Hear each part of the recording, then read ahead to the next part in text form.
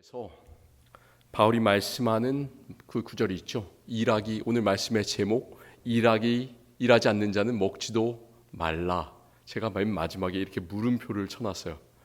왜 그랬냐면 이 말씀이 기독교인이 아니라도 참 많은 사람들이 정말 무수히 많이 들어봤을 만한 그런 구절이기 때문에 그렇습니다. 국가에서 이제 사람들을 대상으로 해가지고 이렇게 많이 제공하는 그런 것들이 있어요. 사회보장제도, 복지제도 이런 것들이 있지 않습니까?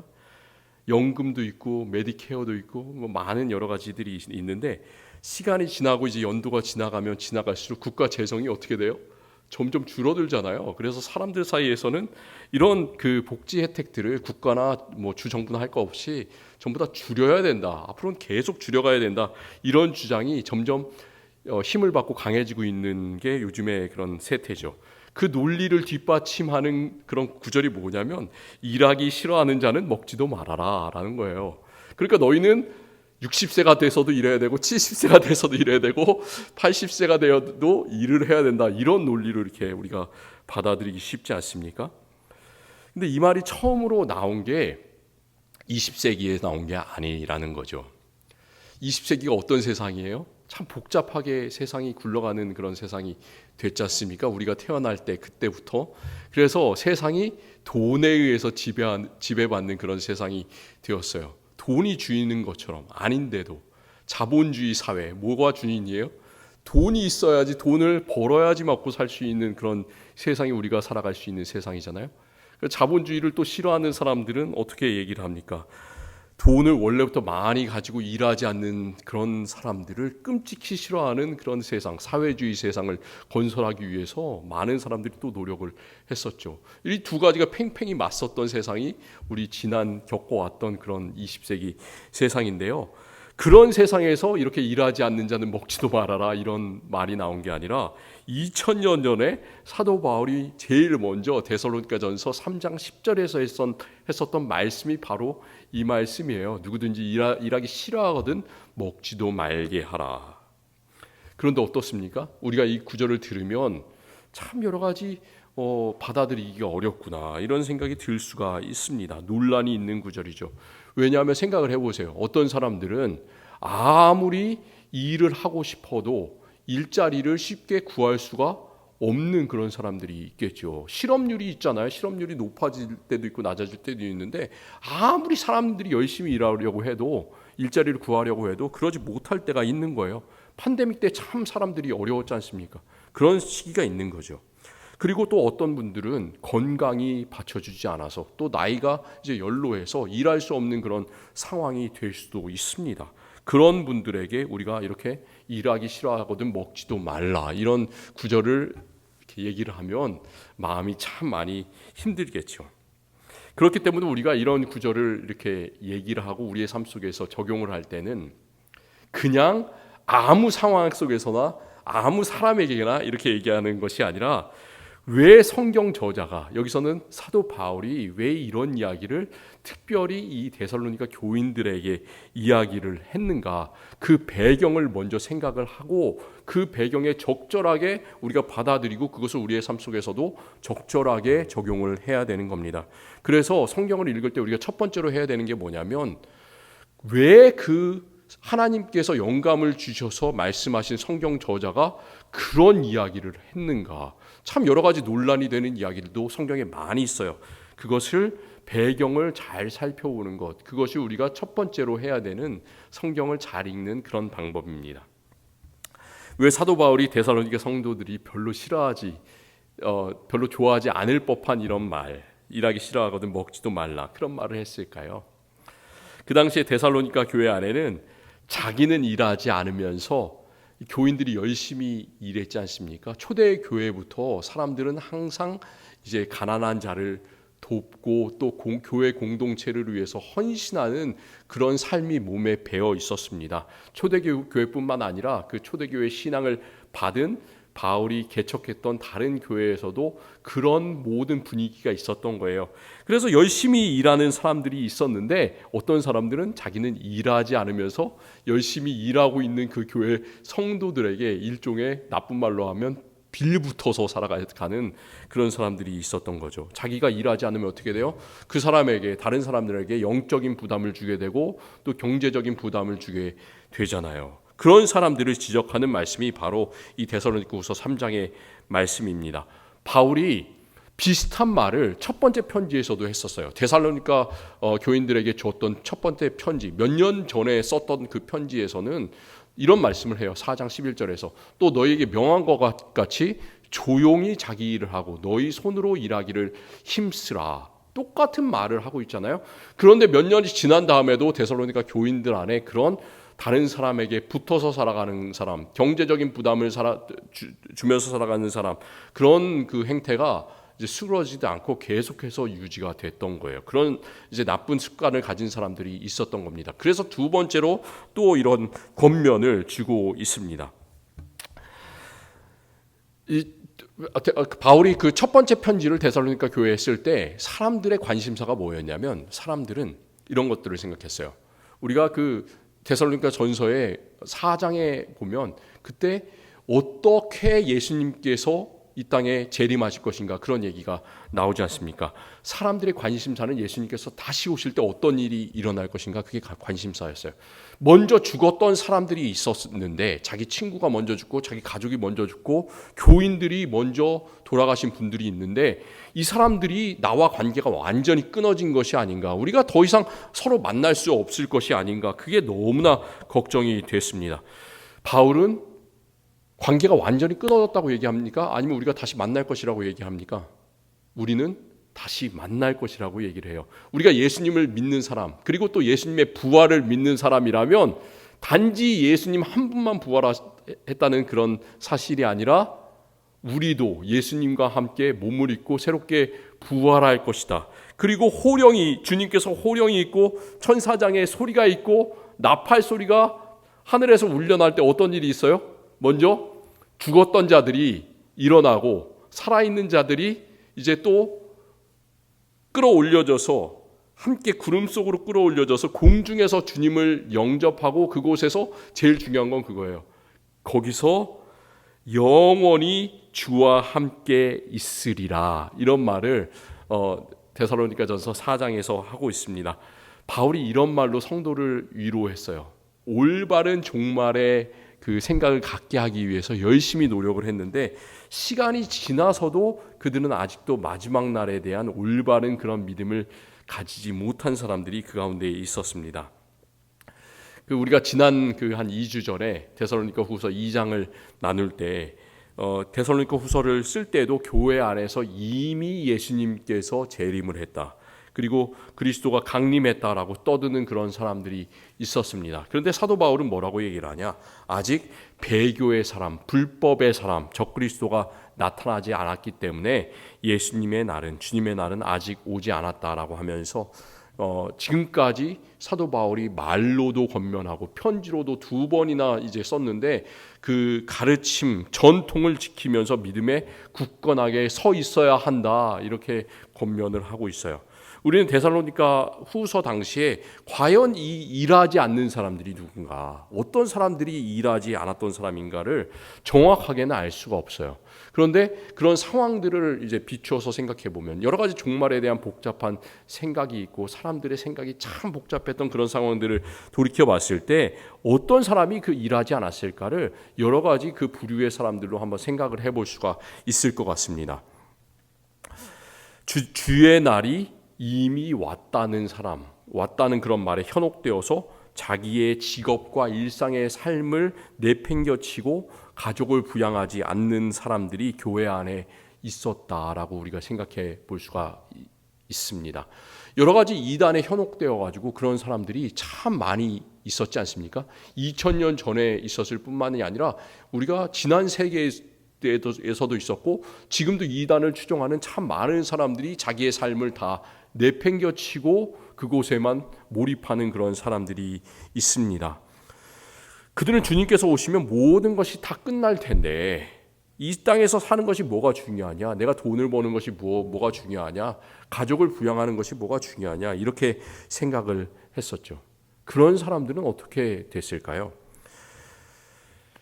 자기가 일을 하지 않기 때문에 교회 안에 그런데 그런 사람들이 있는 거예요. 데살로니가 교회 안에 있기 때문에 그 사람들은 자기는 일하지 않으면서 교회에서 다른 사람들이 일하고 교회를 섬기기 위해서 헌금한 그런 것들을 이렇게 자기가 쓰면서 살아가는 거죠. 다른 사람에게 경제적인 부담을 엄청나게 주는 그런 사람들이 있었던 거예요. 그리고 또 마지막 날에 잘못된 믿음을 가진 그 사람들이 일하지 않는 첫 번째 종류의 사람들이었다면 또 다른 종류의 사람들이 있었을 텐데요. 그런 사람은 그 당시에 이제 데살로니가 그 지역이 로마의 그 여러 가지 큰 식민지 치하에서 그런 문명을 많이 받았던 그런 지역이잖아요. 그렇기 때문에 그 지역에는 귀족이 있었습니다. 아주 잘 사는 사람들이 있었어요. 정말 잘 사는 사람들은 어떻습니까? 일할 필요가 있어요, 없어요? 일하지 않아도 먹고 사는 그런 사람들이 있었던 거죠. 그냥 자기는 노예를 부리면서 원래 벌어놓은 것으로 떵떵거리면서 살아갔던 사람들이 이 교회 안에도 있었던 거예요.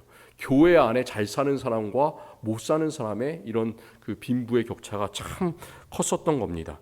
그 사도 바울이 말씀했던 고린도전서 11장이 참 중요한 그런 장인데요. 거기서 사도 바울은 예수님께서 제정하신, 예수님께서 세우신 성만찬이 왜 중요한지를 이야기를 하고 있어요.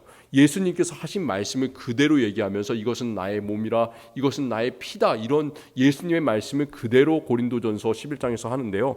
왜 그 이야기를 하시는지 아세요? 왜 갑자기 고린도 교인들에게 이 성만찬에 대해서 이야기를 할까? 그 이유가 있었는데, 고린도 교회에서 사람들이 모여서 음식을 나누게 되면 음식을 어떻게 했습니까?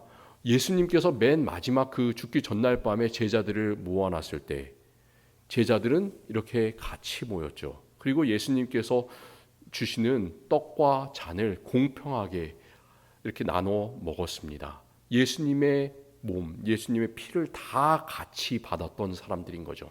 그런데 이 고린도 교회에는 그런 일이 아니라 어떤 사람은 잘 살아서 음식을 많이 가지고 오는 거예요. 그래서 먼저 막 먹고, 어떤 사람은 술도 가져와서 막 마시고 취하고, 그런데 가난한 사람은 어떻게 돼요? 아무것도 준비하지 못한 사람은 아무것도 먹지 못하는 거예요. 그러니까 어떤 사람은 배부르고 술 취하는데 어떤 사람은 하나도 먹지 못하는 이런 일들이 한 교회 안에서, 고린도 교회 안에서 일어났던 거죠. 그 불공평한 모습이 교회 안에도 있었다라는 것이 그 당시에 그 사도 바울이 세웠던 교회에서 일어나고 있었어요.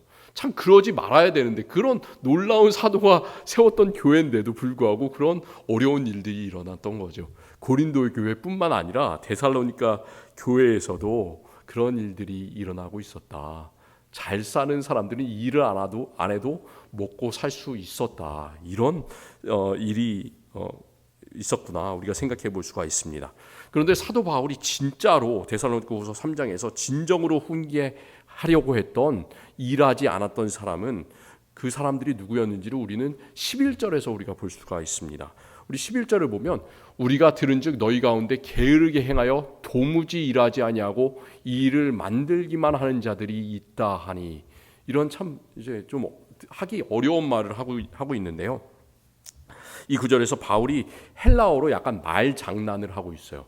언어 유희라는 거예요. 시를 쓰다 보면 다 비슷한 말인데 약간 단어를 바꾸어 써가지고 이제 시적 유희를 이렇게 만드는 게 있잖아요. 그 가운데 사람들이 깊이 생각할 수 있게 하는 그런 그 구절들이 있는데, 이 구절이 바로 그런 구절입니다.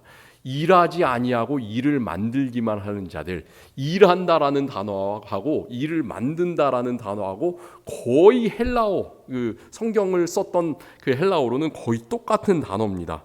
그 일한다라는 말은 헬라어로 뭐냐면 에르가조메노스라는 말이에요. 에르가조메노스. 우리가 기억할 수는 없는데 한번 생각해 보세요.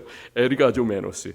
그리고 일을 만든다라는 말은 뭐냐면 페리 에르가조메노스라는 말이에요. 그러니까 앞에 페리라는 말이 들어가요. 에르가조메노스라는 것은 똑같은데, 그러니까 일을 하긴 하는데 앞에 페리라는 말이 들어갔는데, 그 페리라는 헬라어는 어떤 뜻이냐면요, 주변에라는 뜻이에요. 둘레라는 뜻이에요. 일하는 사람들이 이렇게 있는데 일하는 사람들 주변에 있다는 얘기예요. 무슨 뜻이에요? 자기는 일을 하지 않으면서 일을 열심히 하는 사람 주변에 서가지고 이 일이 어쩌네 저쩌네 방해를 하는 사람들이라는 말이에요. 그러니까 그런 사람들이 사실은 이제 영어로는 뭐라고 표현하냐면 이런 사람들을 비지바디라고 얘기를 하거든요. 비지바디. 그러니까 자기는 뭔가 열심히 일을 하고 있는 것 같아요. 그런데 바울의 입장에서는, 하나님의 입장에서는 일을 하는 거예요? 안 하는 거예요? 일을 전혀 안 하는 그런 사람들을 그 페리 에르가조메노스라고, 일하는 사람 주변에 있는 사람이라고 이렇게 이야기를 하고 있습니다. 그런 사람들은 어떤 일이 있을 때, 일을 정말 열심히 하는 사람들이 있을 때 말을 통해서, 행동을 통해서 그 일을 망쳐놓고 참견을 합니다. 그래서 실제로는 게으른 사람, 정말로 도무지 일을 하지 않는 사람들이 되는 거죠. 여기서 바울은 그런 사람들에 대해서 어떻게 해야 되는지 여러 가지 그 방법을 우리가 얘기를 하고 있는데, 여기서 그가 하는 훈계가 오늘날 교회의 권징의 그런 지침으로서 아주 중요한 내용들입니다. 사실 교회가 성도들을 어떻게 가르쳐야 되는지, 어떻게 인도해야 되는지, 훈계해야 되는지, 그런 내용들이 참 중요한 내용이에요. 그런데 불구하고 요즘에는 교회에서 그 권징, 권하고 벌하는 그 권징의 내용이 잘 이루어지지 않을 때가 있습니다. 왜 그럴까요? 참 요즘에는 교회가 너무나 많아요. 그래가지고 이 지역에서도 자기가 원하지 않으면, 자기가 기분이 나쁘면 그냥 다른 교회로 가면 되고 교회의 권징을 받지 않으면 된다, 이렇게 생각하는 사람들이 참 많습니다. 그렇기 때문에 교회의 권징이 이루어지기가 어렵죠. 그런데도 불구하고 이 미국 장로교, 우리가 속한 교단에서 권징이 참 중요한 부분입니다. 우리 미국 장로교 헌법 그 두 번째 부분이 규례서라는 건데요. 규례서가 네 부분으로 되어 있어요. 첫 번째는 장로교 체제의 기초고요. 두 번째는 장로교 교회의 운영 체제, 그리고 세 번째는 예배의 지침, 그리고 네 번째가 교회의 권징입니다.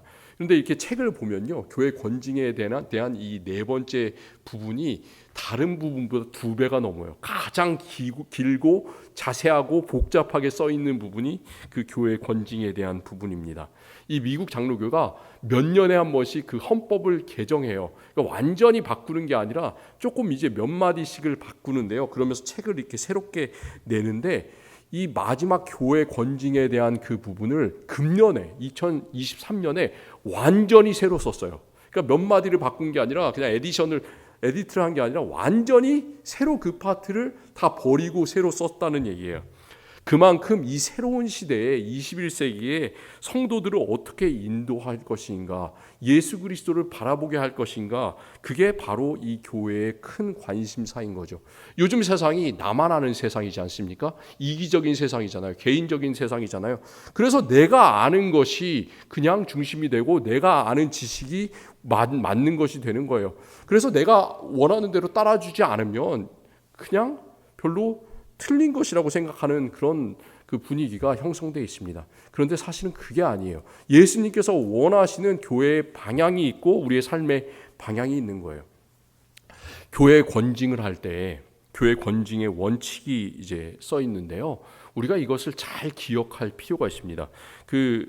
우리 미국 장로교 헌법에 써 있는 그 교회 권징 파트의 첫 부분을 제가 한번 읽어볼게요.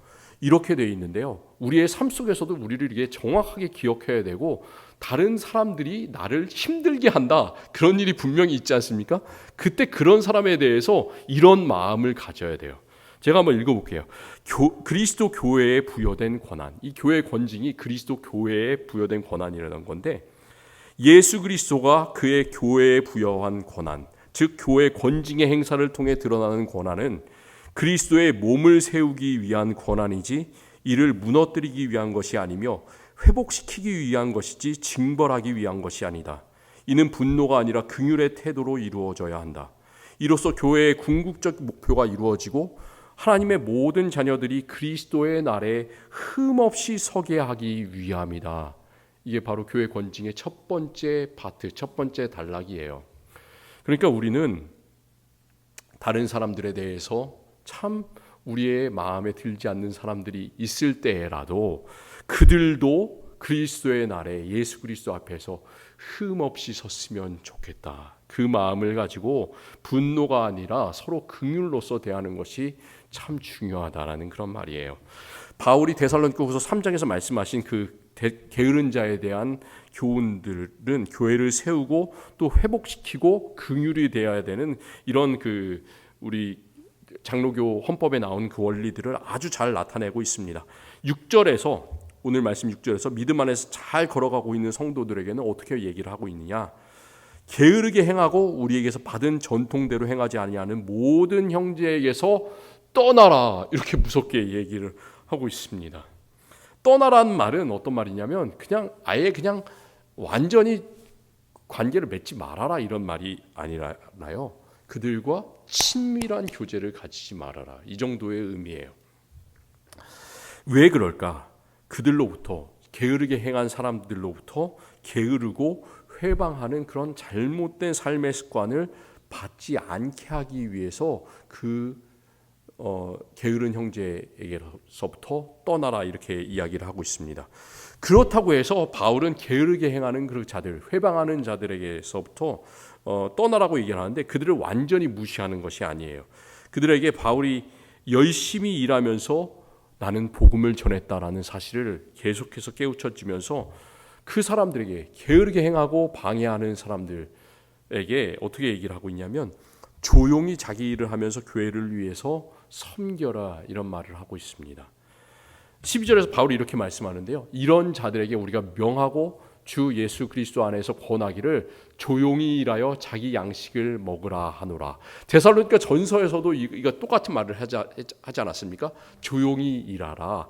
그러니까 이것은 세상 사람들 앞에서도 조용히 일하고 자기의 모범을 보여주라는 거죠.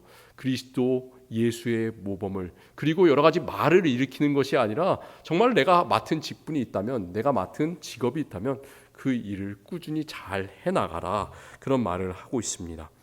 그리고 또 15절에서는 6절에서는 그들을 그냥 떠나라고 하지만 15절에서는 우리는 떠나지만 그들에게서 완전히 친밀하게 교류하지는 않지만 그들에게 대한 항상 마음이 어떤 마음을 가지고 있어야 되냐?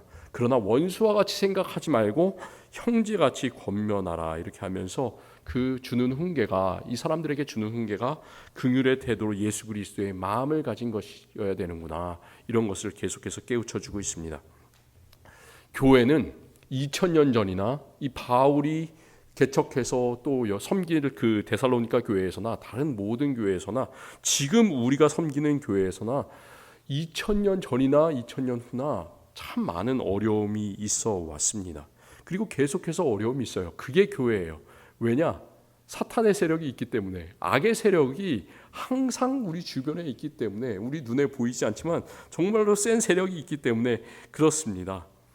그리스도의 바른 교훈을 따르는 성도들이 있는 반면에 그렇지 않은 사람들, 아까 전에 펠이라는 말로 이렇게 쓰여진 그 주변에 있으면서 말을 하고 회방하는 사람들은 항상 있는 거예요. 그래서 2절에서 바울은 데살로니가 교인들에게 바울 일행을 위해서 또 교인들 너희들 스스로를 위해서 강력한 기도를 해라, 이렇게 기도 부탁을 하면서 어떻게 말하냐면 또한 우리를 부당하고 악한 사람들에게서 건지시옵소서 하라.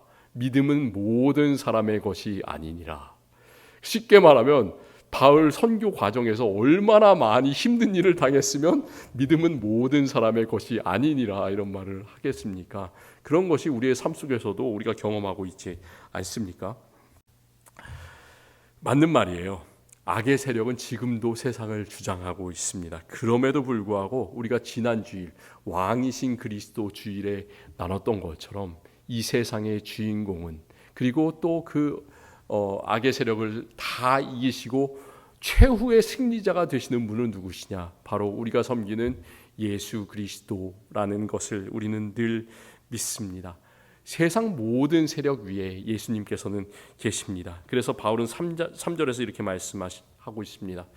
주는 미쁘사 너희를 굳건하게 하시고 악한 자에게서 지키시리라. 결국 주님께서 승리하시기 때문에 주님께 붙어있는 포도나무 가지와 같은 우리들도 마찬가지로 항상 승리하고 주님께서 우리를 굳건하게 하시고 악한 자에게서 건지신다, 그런 확신의 말씀을 우리에게 주고 있습니다.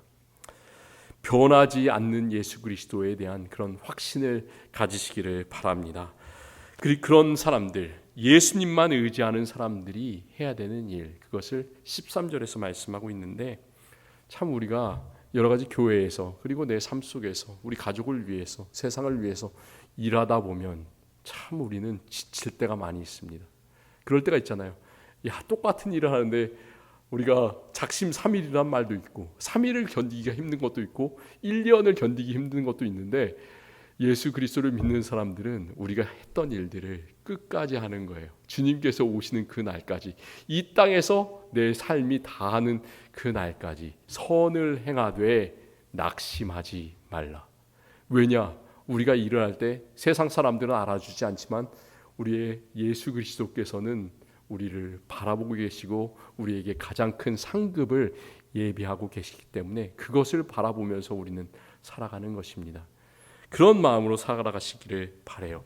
사도 바울은 이 말씀을 데살로니가 교인들에게만 하는 것이 아니라 갈라디아 사람들에게도 하고 있습니다.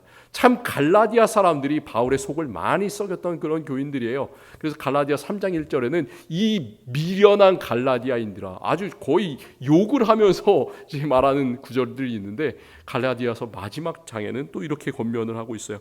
우리가 선을 행하되 낙심하지 말지니 포기하지 아니하면 때가 이름에 거두리라. 어느 사람이든지, 데살로니가 교인이든지 갈라디아 교인이든지 앵커리지 제일한이 장로교회 교인이든지 선을 행하는 사람들 낙심하지 말고 끝까지 행하십시오. 그것이 사도 바울의 권면이고 제가 우리 성도님들에게 드리고 싶은 그런 말씀입니다. 주님 안에서 열심히 살아가는 우리에게 평강의 주님께서 날마다 때마다, 오늘 9절에 있죠, 날마다 때마다 일마다 평강을 주시기를 간절히 기원. 하나님 감사합니다. 이 데살로니가후서 3장의 말씀을 통해서 우리가 어떻게 교회 생활을 해야 되는지, 또 어떻게 살아가야 되는지 우리에게 교훈을 주시니 감사합니다. 우리 열심히 일하게 하여 주시옵소서. 조용히 일하게 하여 주시옵소서. 세상을 위해서, 가족을 위해서, 또 교회를 위해서 일할 때 아무도 우리를 격려해 주지 않고 칭찬해 주지 않더라도 주님께서 우리를 최고로 높여주심을 바라보면서, 그리고 또 주님께서 하나님 나라에서 주시는 상급을 기대하면서 우리가 했던 일을 끝까지 하면서 나아갈 수 있는 믿음의 사람들 될 수 있도록 주님께서 인도하여 주시옵소서. 예수 그리스도의 이름으로 기도합니다. 아멘.